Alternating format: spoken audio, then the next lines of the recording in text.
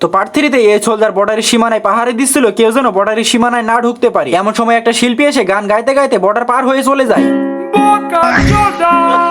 তো এত সুন্দর গান শুনে সোলজারের তো পুরো মাথা ঘুরে যায়, যার জন্য সোলজার দাঁড়িয়ে দাঁড়িয়ে আনমনে তার গান শুনতে শুরু করে। আর এত সুন্দর গান গাওয়ার জন্য তার সুনামও করতে শুরু করে। এবার যখন আরেকটা গান ধরে, তো এই গানটা শুনে সোলজারের হুশ ফিরিয়ে আসে, কারণ সে তো বর্ডার পাহারা দিচ্ছিল। মান্দার পোলা, তুই কি আমারে ফুটপাতের মাস্তান ভাবছস? তো এই কাহিনী করতে করতে খরগোশটা আবারও রূপ বদল করে আসে। তো এবার ফকির শিল্পী বাদ দিয়ে বড়সড় জমিদার সেজে আসে। মানে এবার এমন কাহিনী শুরু করছে মনে হচ্ছে সোলজারের লিডার সে। তো সোলজারকে অফিসার সেজে যখন বকাবকি করতে শুরু করে তখন সোলজার তাকে ছেড়ে দেয়। তো এই বলে খরগোশটা অফিসারের মতো যেতে শুরু করে দেয়। তো খরগোশটা একটা ভুল করে ফেলেছিল, তার লেজটাকে বার করে রেখেছিল। তো সোলজার এবার বুঝতে পেরে যায় তাকে খরগোশটা অনেক বড়সড় ধোকা দিয়ে ফেলেছে, যার জন্য সোলজার এবার খরগোশটাকে ধরার জন্য আবারও ছুটতে শুরু করে দেয়।